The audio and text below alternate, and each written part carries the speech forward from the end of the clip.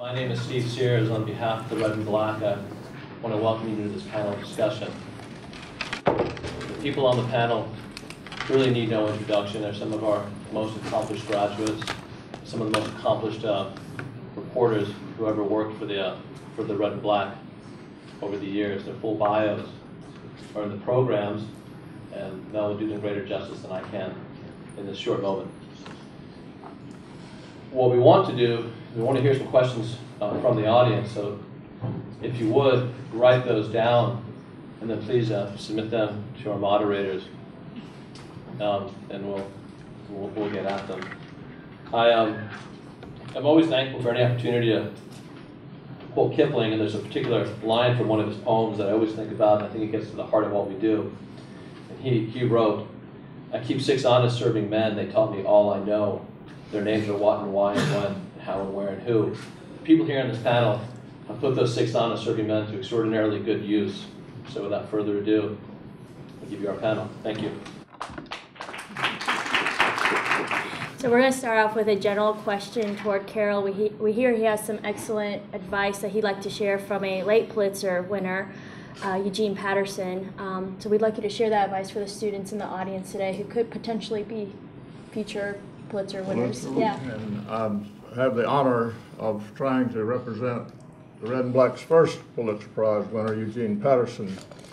Mr. Patterson came to the University of Georgia in the 1940s. Like many alumni before and since, he came out of a small Georgia high school, came from a fine family in Adel, Georgia, but not a particularly distinguished family. But he came here, and I'm sure if Gene could be here today, he would say that his experiences at the University of Georgia and at the Red and Black had a great influence on his great accomplishments of life, and I won't try to go through all those. Some of those are in the bulletin, but as many of you know, Gene Patterson was a very distinguished editor of the Atlanta Constitution, where he won his Pulitzer Prize in the 1960s. He was, for about 3 years, the managing editor of the Washington Post, and then he ended his career as the editor and president of the St. Petersburg Times, having been selected by Nelson Poynter of the Poynter family to be Nelson's successor. And Gene passed away in St. Petersburg about 2 years ago. This advice that I'm going to read is actually fairly recent and takes into account the great changes in technology in our business, which Gene kept up with after his retirement. In late November of 2012, he prepared his thoughts about journalism in advance of a visit of an old friend. And this document is a fitting legacy of a great journalist, a prescription suitable for journalists of all generations and all forms of delivery. And I'll just read some of the excerpts from that document. Gene said, "Journalists get to originate, validate, and illuminate the real news if they carry forward the character of their calling. How they make the good stuff pay will follow the quality as it always has. Technology's shift of news to new models still leaves the key to the vault lying in the gold cachet of character. That character leaves journalists to prospect for truth. Journalists breaking out of the wreckage of old news delivery ways carry in their bones known elements of the character which in handling news needs to be. Be truthful. If it hurts, just say ow. Be fair. Let all speak. Be ethical. If it feels wrong, it is. Be careful. Get facts right. Be skeptical. Ask, what's missing here? Be above conflict. If in doubt, don't. Be beyond price. Fear no threatener, favor no pal. Be an example of integrity. People know it when you show it. And be easy in the going. Clasp the comical and dance it around the floor." And just another excerpt. "We've crossed the edge of the information world before and found the horizon still beckons. The fearful saw the end of printed news first in radio, then in television. And here we are, still around, answering the new alarms.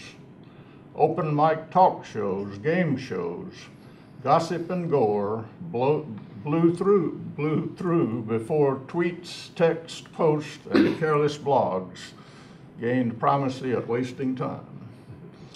Serious and saleable handling of news is feeling its way slowly but surely to modern means of delivery that will pay the cost of news gathering.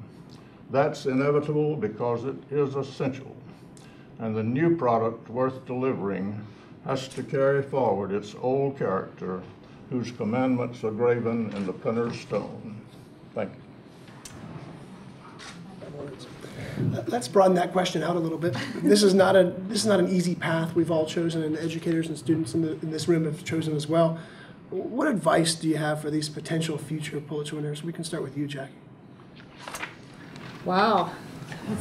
No, go ahead. It's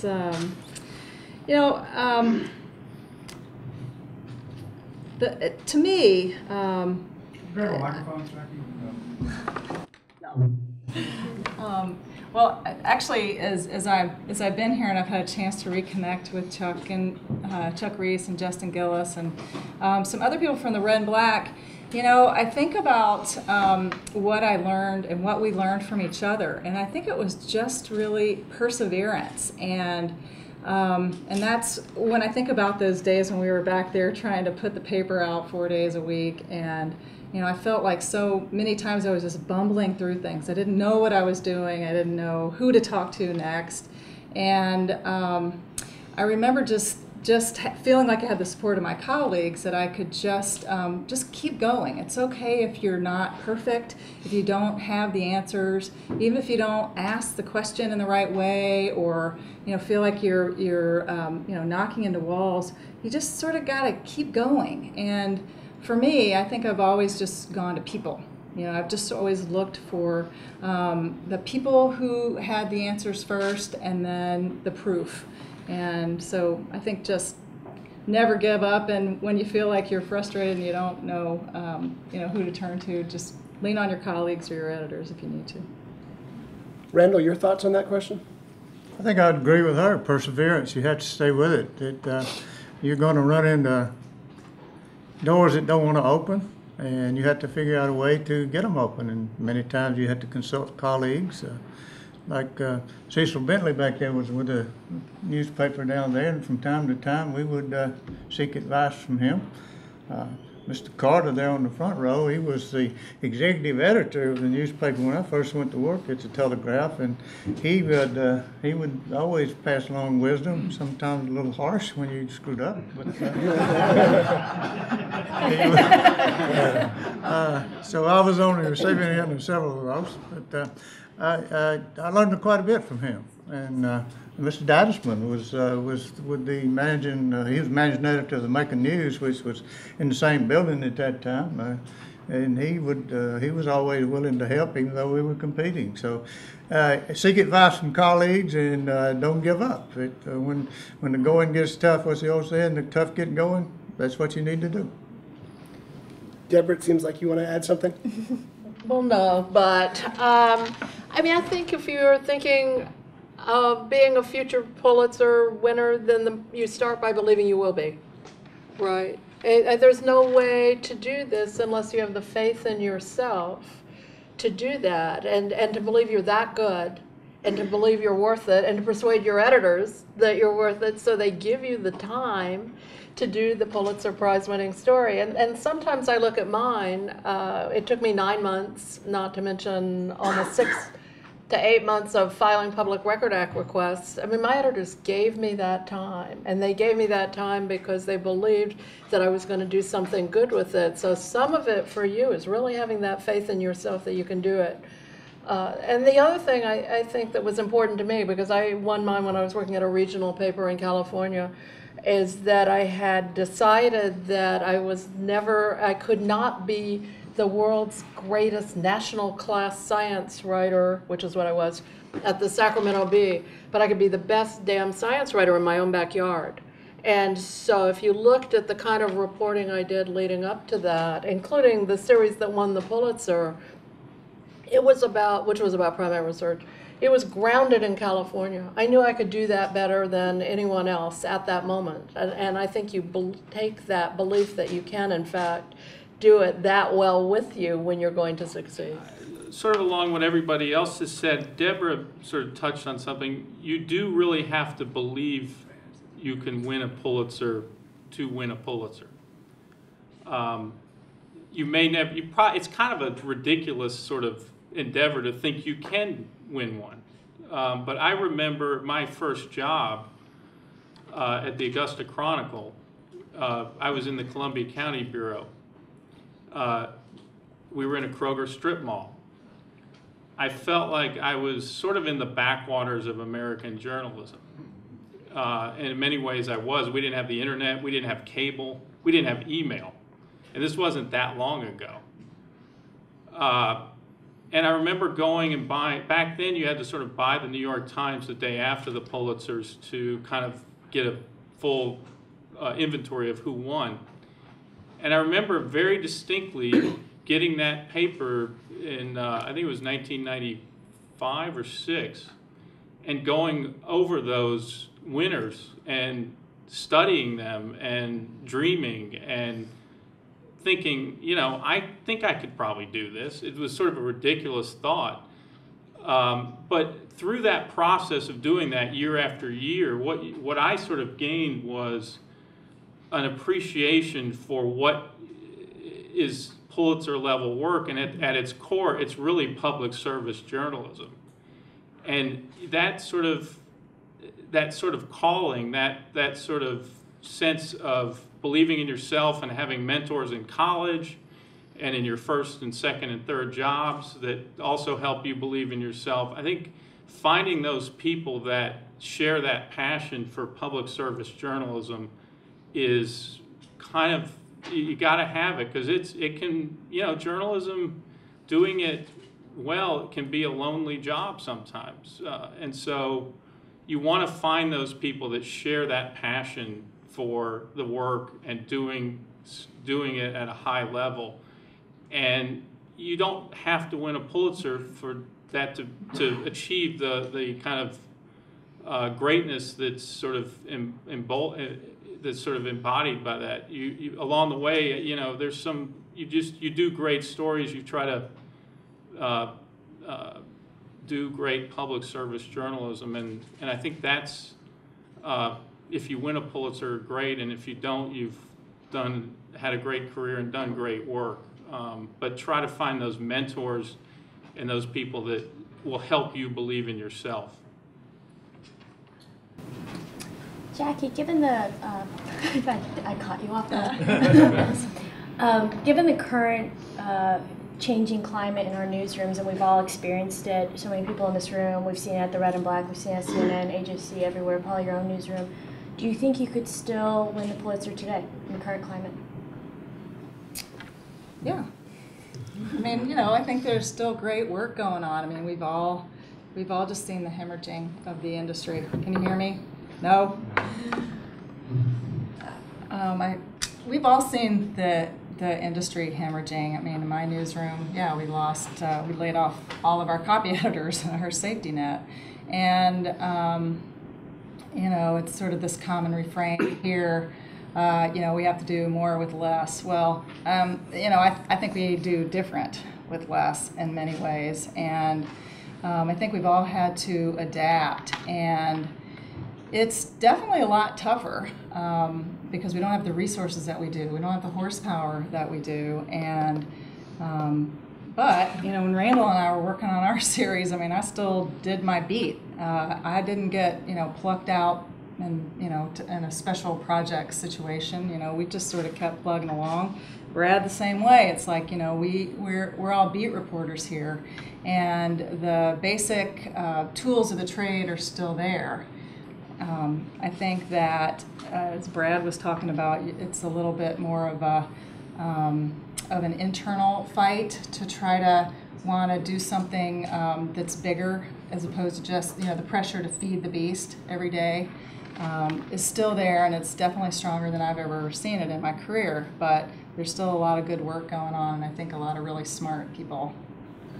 I want to build on that answer, and Brad, I'll go for you, but I would like everyone to chime in. But what type of internal obstacles, as the most recent Pulitzer winner in this crowd, what type of internal obstacles did you face in trying to pitch the story you wrote, getting the time and resources you needed, and then delivering it as a contest application? You know, honestly, this was, I mean, I think one of the sort of, it's not really an internal obstacle, it's finding the right story and executing it.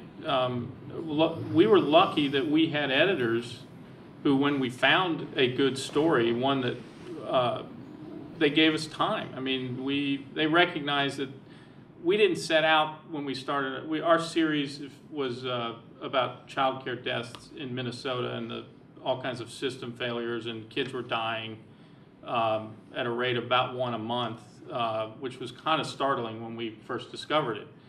But we had, you've got to have support. I mean, you've got to have buy-in from your editors. You've got to have, you know, it helps. Let's put it that way. I know people who have won them who didn't necessarily have that, but it helps a lot to have that. You've got to, when you enter a newsroom as a young journalist, you really have to sort of, you're worried about covering what you're covering, but you also have to, there's a second game going on, which is understanding the place you're working. Understand where is the power in that room. Where do you go to sort of get coin in that room to who are the people that can help you succeed, and where are the, I mean, it's a complex world that I think a lot of young people, when they enter a newsroom, really need to sort of think about that as well. It's not just doing great work. It's sort of operating within an organization. And, you know, I don't know too many editors that if you went to them and said 100 kids died in the last 5 years in daycares, wouldn't say that's a pretty good story. We should maybe try to find out why. So you got to sort of be looking for the story and then sort of find the people in the room that can help you execute it.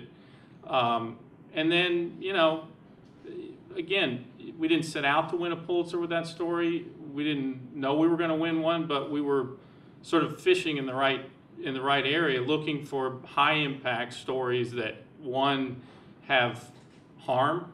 You know, if there's harm, maybe that's something that the public probably needs to know. That's probably a pretty good place to start, and we had impact, you know, and that's another huge part of, I think, if you look at the entries that are going to come out in about, I think next week. I think it's Monday. A lot of those, I guarantee you, will have public service impact, and you look at them and they'll have some kind of harm that the journalists helped uncover, and those are the kind of stories that are most important, and I think that's why they get recognized a lot of times. And then you need a lot of luck too. I mean, there's a certain amount of luck.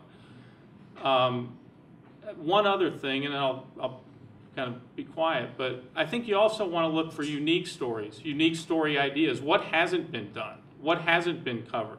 That'll make your job more interesting because you're kind of breaking new ground and sort of doing something maybe slightly different. And two, that's again what I think the broader journalism world looks at when it evaluates sort of this was great work.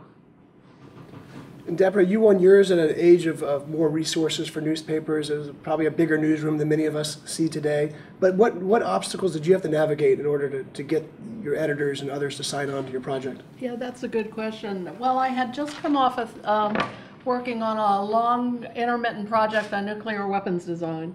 And my editors loved that project. And so when I came back and I said, well, I really want to write a series about monkeys, they thought I was nuts, right?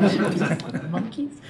And so again, you know, there's both persistence with your sources and there's persistence internally. I just kept working on that series and I'd come back with one more thing until finally, it took on its kind of own critical mass. I mean, with that series, I used to tell people that what I really thought I should win was the Pulitzer Prize for aggravation, because it was so hard to get people to talk to me in that series. And it's not like you want to say to people, go out and find a topic in which no one wants to talk to you and everyone hates to see you walk in the door.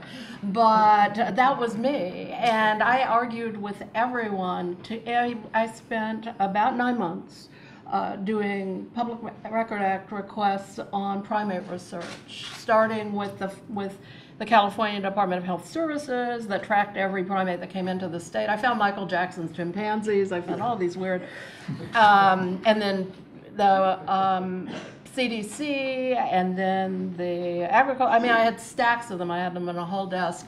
And after I got all my documents, I started calling scientists, and no one would talk to me. Right?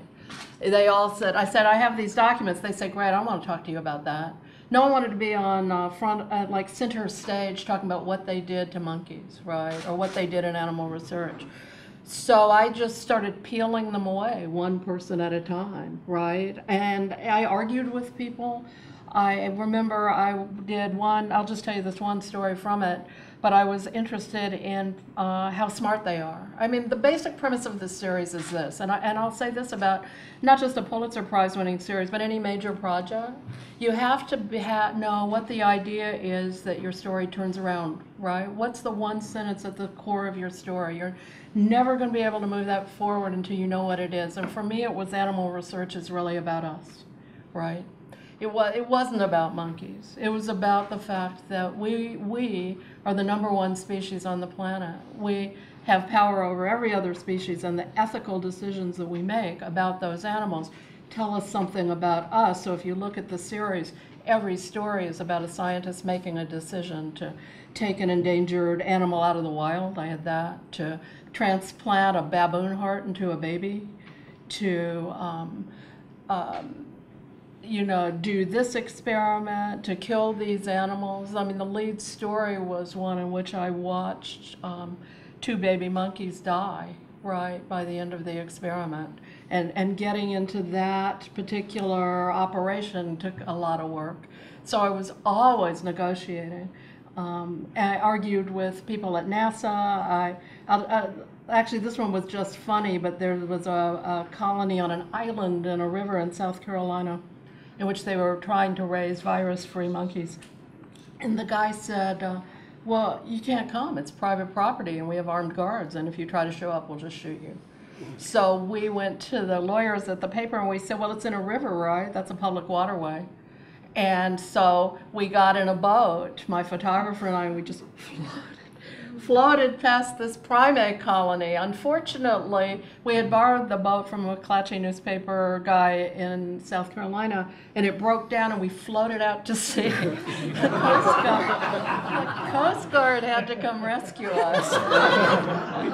So my photographer just hates me to tell that story to this day, right? She's so bitter. But we got some really good photos. So a lot of it is, after a while, your editors are like, okay, she's never going to give it up. She's starting to get these pieces. Have some faith. Don't get in a boat that breaks down and floats out to sea, but that's a different problem. We're going to shift gears just a little bit. Randall, how has the news industry changed over the course of your career? What kinds of new opportunities do you think have surfaced for our students who are entering the industry? How has it changed? The print business has taken a nosedive, as everyone knows. But I understand it's kind of steadying again now. So that has been a big change, and the humongous sources of media, social media, they're everywhere anymore. But you can sometimes pick up some great ideas from social media, but you better be very careful with them, because people can say anything on those sites, and many times some people are taking the comments that are made on social media and building news stories from them without verifying the details on it. I think that's very dangerous to do. You should always make sure you've got your facts straight. But the evolution of the electronic media, of course, is certainly been a major step and it continues to do so. And I'm in the electronic media myself now, but I still get making Telegraph every morning, and I read that puppy from up one side and down the other. I guess I'll always be a newspaper junkie because I love to read it.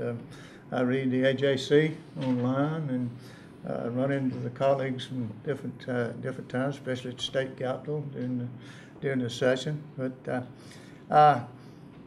as long as the newspaper business continues to look for those special projects and go out and do them, you can do an in-depth piece. You can do a lot more coverage. You can put a lot more detail in what you're doing in a newspaper than you can on TV. You get a minute and 30 seconds. It's kind of hard to explain a major story in that. But I think that's probably the biggest thing. The growth of the electronic media, the social media, and all Facebook, Twitter, it's everywhere. It's constant anymore, and that'd probably be the biggest thing that I've noticed since I've been around. Yes. Now, Randall and Jackie, you guys didn't exactly have to face down armed guards and a wayward boat in the ocean, but you still faced a formidable obstacle in trying to get your stories done. Well, they weren't armed guards, but they were padded football players. Exactly. In Georgia. It wasn't exactly a pleasant situation because somebody, I believe he said, find something nobody's ever done before. For years, everybody had talked about that athletes get special treatment at the universities and things like that, but nobody had ever done it. And I'd like to take credit for the idea of coming up and going out and doing it, but I can't. The late Billy Watson was, he was the executive editor at the time, and he had tried to get the thing done, and they had just merged the two papers in Macon, and he was moving over to the business side, and the new executive editor says, anything undone that you'd like to get done? And he said, for 2 years, he'd been trying to get the sports department to do something on this special treatment of athletes. And the sports writers at that time didn't really want to do anything with it because they're more concerned with who's playing right tackle on Saturday than they are about exposing something. And so the guy that was moving in, his name was Rick Thomas. He and I had worked together when I'd first gotten to the Telegraph, and we'd done some investigative reporting together. He said, we're going to get that done. And he grabbed me, and he grabbed Jackie. And they put the two in. And she had, incidentally, she just graduated from Georgia in June of '83. And they sat us down in a conference room in December of '83 and said, y'all put this thing together. And they said, y'all go sit down and say what you want to do. So we sat down, we listed what we thought ought to be done. We gave it back to them, and I think they took one story off of it and said, now go get it. But it took a long time. It was 9 months in the making. And I didn't know there was so many obstacles that you could run into in the athletic department at UGA, but they were alive and well then. I presume they still are, I don't know.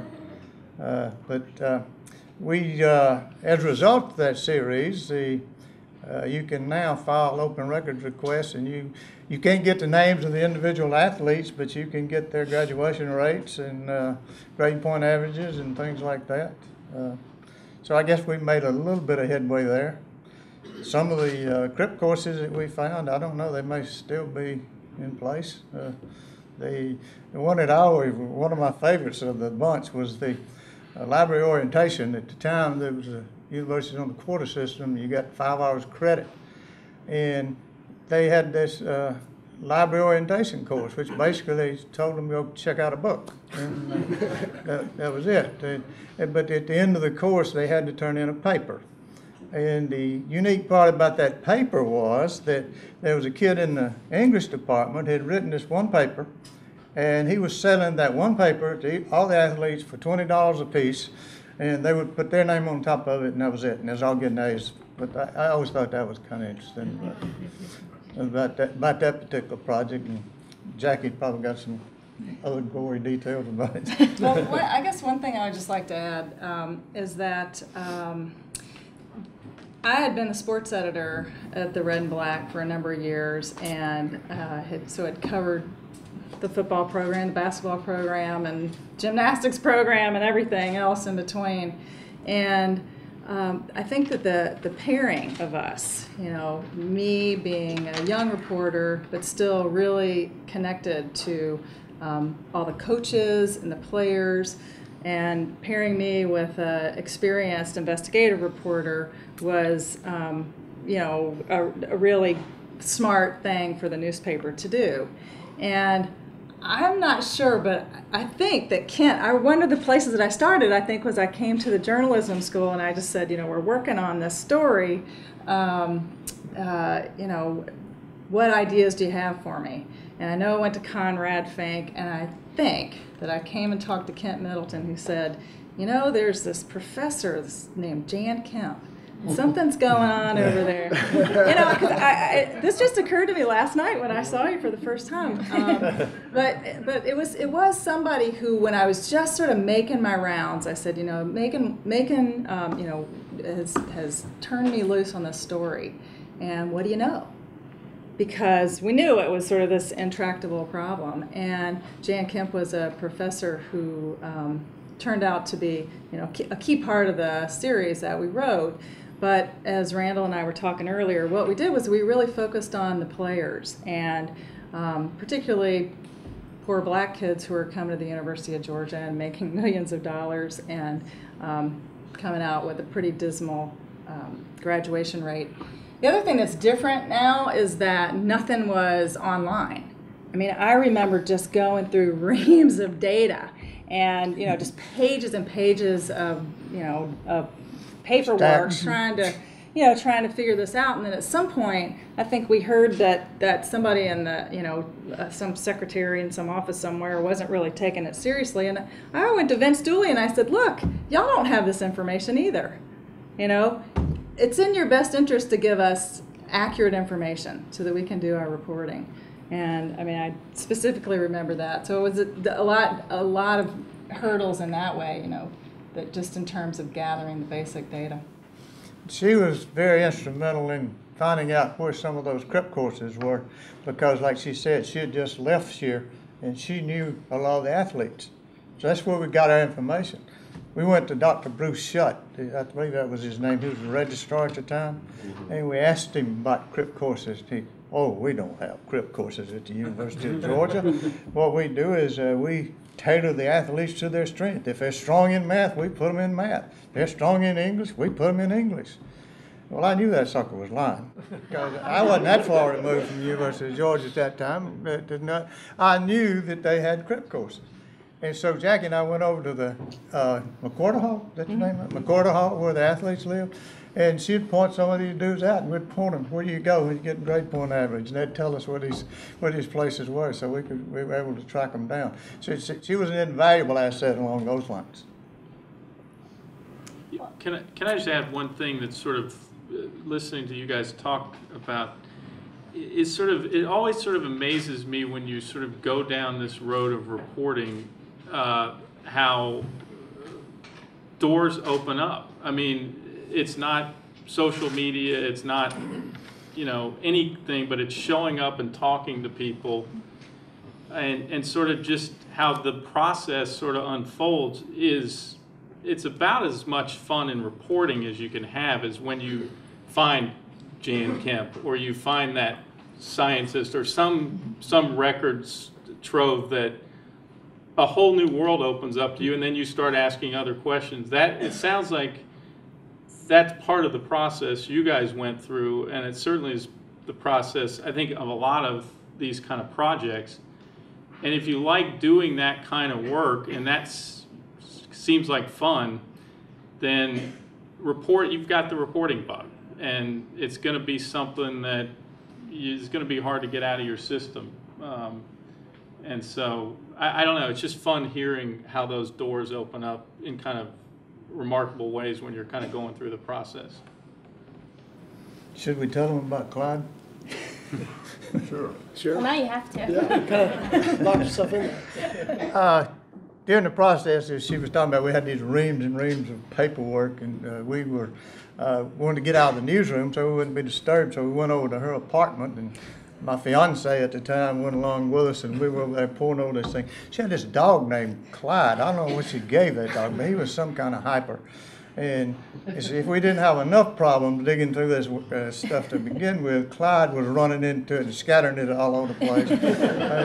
I think he may have actually torn a couple of things out. Whatever happened to Clyde anyway? Rest in peace. He was named after Clyde Bolton, who was the sports editor at Birmingham News for many years. Famous. And that, you know Clyde? I didn't know him, but I He was remember my buddy. So the Birmingham News There you go. contributed to this, Yeah. huh? So Jackie, you came up as a sports writer, and so just knowing that it's a male-dominated field, and you were among the first women to actually to gain access to locker rooms and report from within locker rooms. What can you tell us in terms of how to get what you want from some places they don't want you? Well, I think we've all experienced it. I don't think you have to be a female sports reporter in the Deep South in 1980 to have experienced that. Doesn't make it better now. Exactly. But I think it's just the same thing that all of us have been told. It's perseverance. Sometimes it's being quick on your feet with a comeback. It's email number 385 or whatever.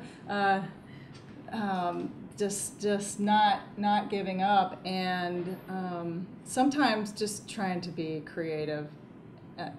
Just find creative ways to get on a boat and get float past the island. Yeah, I mean, I think it's all of us. I mean, it was certainly more challenging then.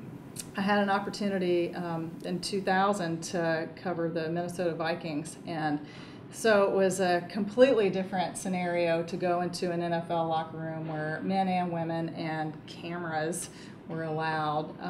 But there was still all sorts of hazing going on there too. I mean, all sorts of comments, and frankly, I wouldn't want to be in a locker room either. I just wanted a level playing field. I wanted to have the access to do my job and to be able to talk to players and coaches like everybody else. And I think that's just sort of those basic needs, we've all experienced in different formats. I mean, I think all of us figure out different ways to approach different. It's like I tend to be really nice until that doesn't work, and so I like your style. and then I'll go to Plan B, which is not so nice. And so most of the time when I'm approaching people, a good interview is a good conversation. I try to put them at ease enough that they want to have a good conversation. As a science reporter, I'll add to that actually this is true for all reporters, but it's really important to do your homework before you do the interview, right? To know enough about the person that you can figure out how to approach them, right? Be nice, be straightforward, circle around to your point. You're sort of figuring that, put them at ease. Don't even bother to put them at ease because they hate you on sight, right?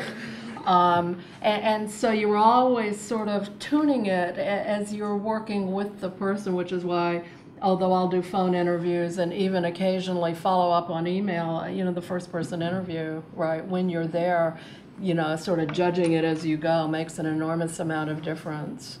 And certainly when I was working on Monkey Wars, I did a lot of establishing myself as someone who was not gunning for animal researchers, which was a big problem for me, right?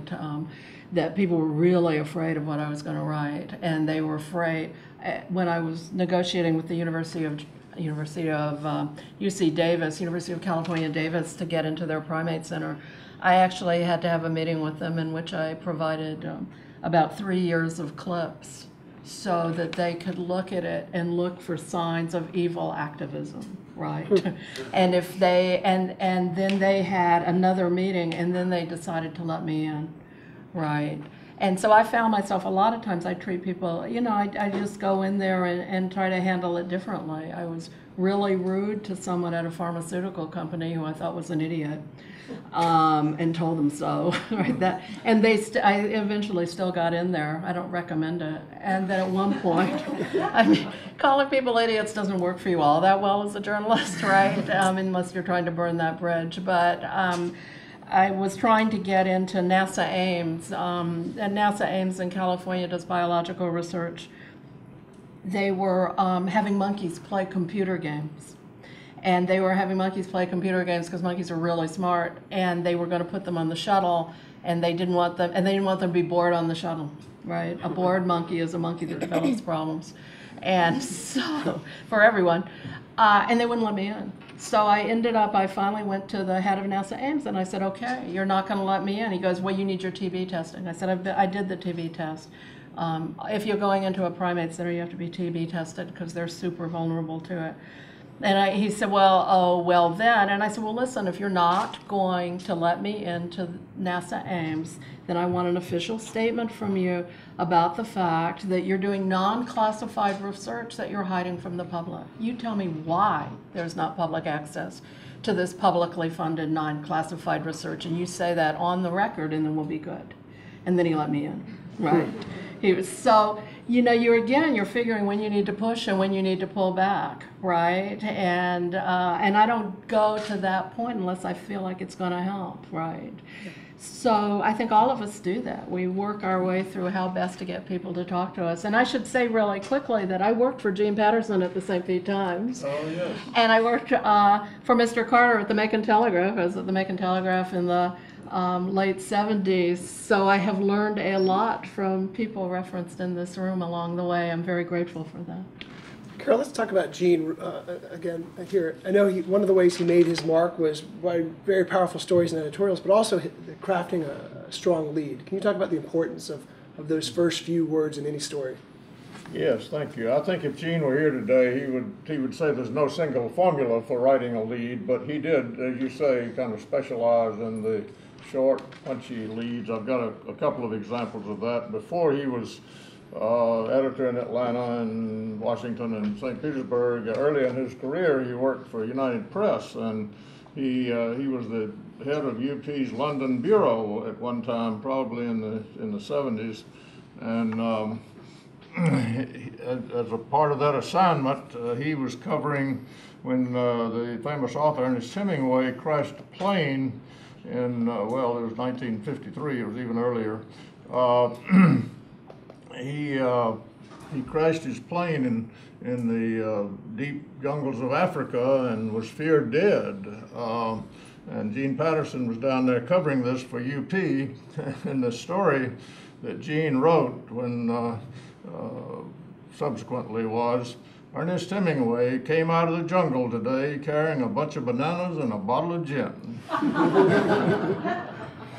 And then just one other, Gene's most famous column undoubtedly was one that was written after the tragic bombing at a church in Birmingham in 1963 during the height of the desegregation crisis when 4 young black girls were killed by this bomb. And Gene wrote a column the next day that said, "A Negro mother wept in the street Sunday morning in front of a Baptist church in Birmingham. In her hand, she held a shoe, one shoe, from the foot of her dead child. We hold that shoe with her.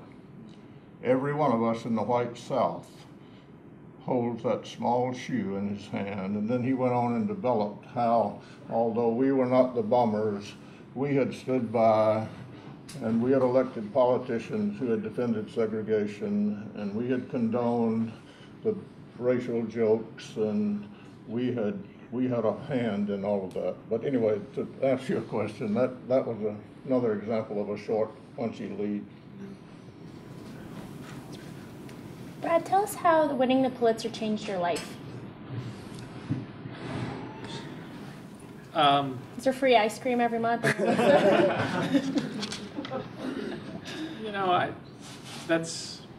I don't know that I've really reflected on that. I think it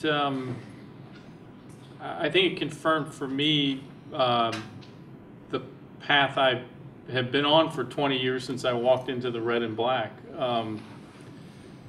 If you believe in what you're doing and you do something with passion and try to do it well, you know, you can achieve goals and dreams. I mean, I don't know if that's changed my life, but it kind of confirmed for me that what I was doing, you know, it just kind of made all that sort of any doubts go away. You know, we're in our business is in obviously a tough time, and we, you know, there's a lot of uncertainty, and it just, I don't know, put me at ease that I had achieved a major goal of mine in my career. And I think it gives you a certain level of confidence, you know, I mean, that you know, that you're doing what you should be doing. But that said, it's kind of a ridiculous thing to say. If I don't win a Pulitzer, I'm going to be, my journalism career is going to be not a fulfilling career. And so, you know, it's just one of those sort of great moments in your career that you are thankful for. And I guess it did confirm for me, you know, we preach public service journalism and we believe it, and it sort of validates that as well. That it's an important part of our profession, and I don't know if that really answers your question, but it's my best attempt. Thank you all very much.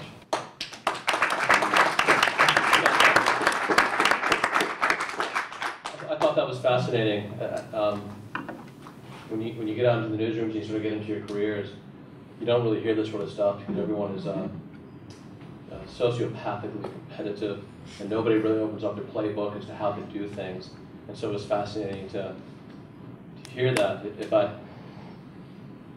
I had to sum it up, I guess, you know, everyone's always looking for the story to shop and what the template is, and I guess what I heard here was like, malfeasance is always a good story.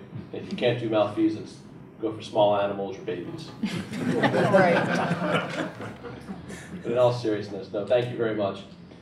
I'd like to thank Melita Easter as the vice chair of the Red and Black. She was sort of the driving force behind this.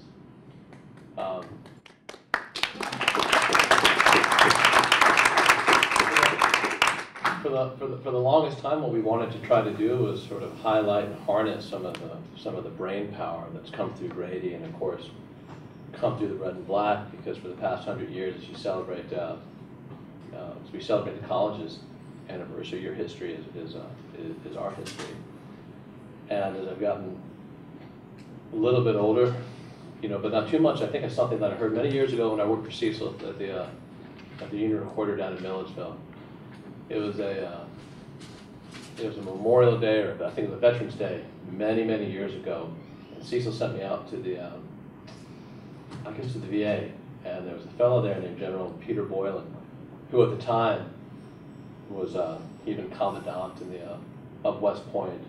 He was a 2-star general, and he came down to Milledgeville to take over GMA, and Cecil ran the newsroom, and Cecil said, "Sears, go out there and cover this." So you said, "Yes, sir," and you went.